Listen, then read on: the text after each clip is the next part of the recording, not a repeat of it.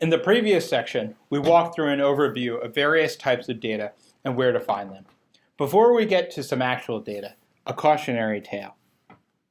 Did you know that people check Facebook on average over 13 times per day? Over his lunch break, one of your coworkers sends you something he saw on Facebook, a Nextdoor post that's mostly about some neighbors who band together to help someone they barely know. In the post, one of the neighbors says that their neighborhood has had twice the number of fires this year as the rest of the city. Could this help you in your analysis? The blog offers some information about fires in your city, but is it data? And even if you concluded it was data, could you trust it in your analysis? Data is often represented in abstract constructs, numbers, graphs, etc., with very real-world consequences. Discerning between fact and opinion is a critical skill when it comes to choosing information to include in your analysis. In general, your neighborhood blog is not going to be a guaranteed source of reputable data. A level beyond discerning fact from opinion is learning if that data is trustworthy. This is a topic worthy of graduate-level courses, but you can chip away at it with tools you've already got: research and asking questions. Figure out what organization created the data. Then start asking questions.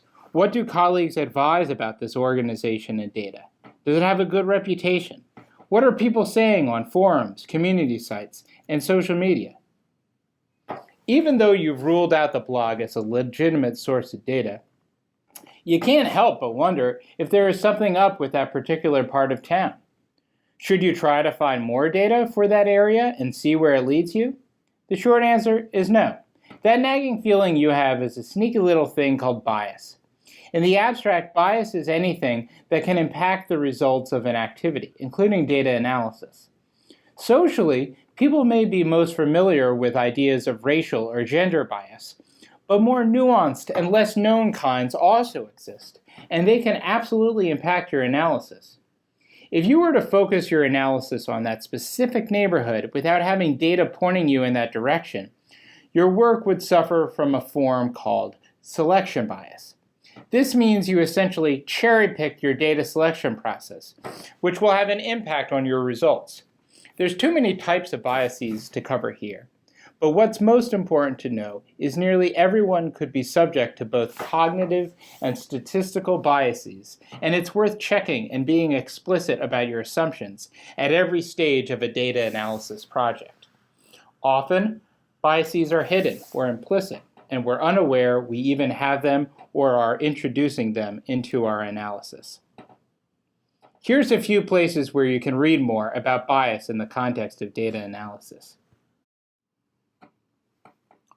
Earlier, when looking at potential data sources, your colleague Melissa decided to start digging around the US Census portal, and she discovered a really interesting data source, the American Housing Survey, which includes a question about smoke alarms.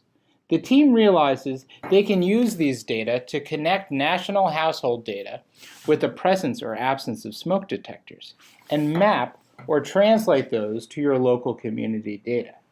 To see how, let's dive into some data. Before you move on to the next section, here's what you've already covered so far. You now know how bias can unintentionally influence data analysis and how to identify facts or opinions that affect assumptions.